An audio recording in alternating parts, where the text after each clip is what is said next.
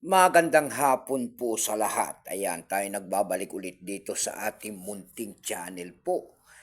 Ayan, para mag-sharing ulit ng presyo ng coins kung magkano na ang kanyang bintahan sa ating mga platform. Bintahan po ng coins, pandaigdigan, isa naman tayong kolektor. Ayan, ito ay ating hadlikain po. Mangulikta ng barya, kaya nga isa tayong kolektor. Magandang hapon po sa inyong lahat.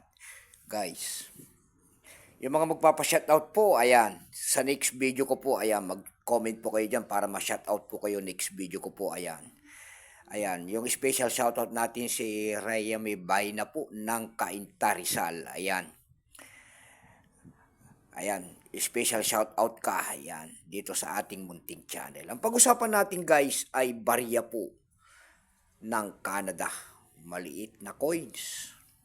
Ayan, pera po ng Canada, 5 cent. Ayan, year 1962. Ayan po ang kanyang date, year 1962.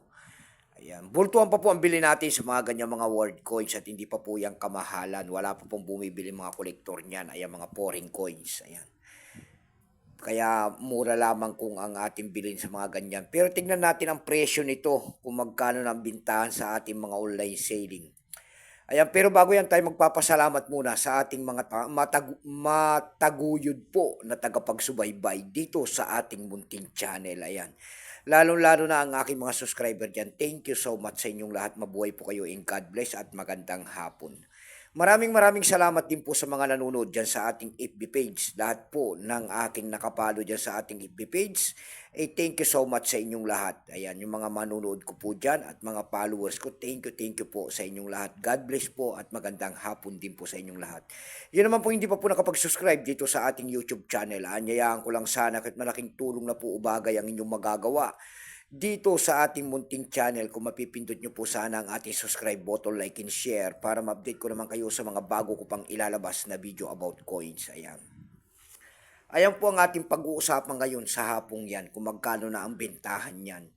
Pera po ng Canada. Pero bago natin yan, kilalanin na muna natin ang coins na yan. Issue po niyan ay Canada po.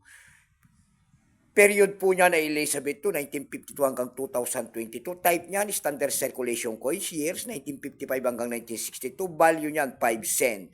Currency dollar, 1858 up to date po. Composition niyan. Kung ano materialis ang ginamit sa barya na yan, yan po ay nickel. May bigat lamang itong 4.54 grams. May haba naman 21.34 mm. May kapal po naman itong 1.70 mm. Hugis po niyan ay diagonal, 12-sided po yan. Orientation niyan ay middle alignment.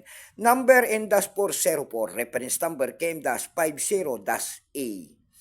Ito pong year 1962 na ito na pera ng Canada, ito po ay 49%. Kung ilang piraso po ang ginawa sa barya na yan, yan po ay 46,317,305 piraso po. May price na rin po yan doon sa ating lumista kung tawagin ng ating mga appraisal price, kung tawagin nila, yung mga collector po, binigyan na po ng presyo. Yung kanyang almost uncirculated ay 32 pesos ang kanyang halaga. Yung uncirculated naman po ay 46 pesos ang bintahan. Dako naman tayo sa kanyang mga presyo. Doon sa ating ebay.com po, ayan, ebay.com. Bintahan po ng coins, pandaigdigan, ebay.com. Sa ebay.com po, mayroon tayo nakita nagbebenta nito ng $5.95. Nasundan po yan ng $6.50. Ang nakita natin doon na pinakamababa na bintahan nito ay $5 na. Dako naman tayo sa Carousel PH. Sa Carousel PH naman po, mayroon tayo nakita nagbebenta nito ng 338 pesos. Nasundan po yan ng 120 pesos. Yung pinakamababa po ay 98 pesos ang bintahan. Ayan lamang po ang ating may babaging kanyang presyo. Keep safe po sa inyong lahat and God bless.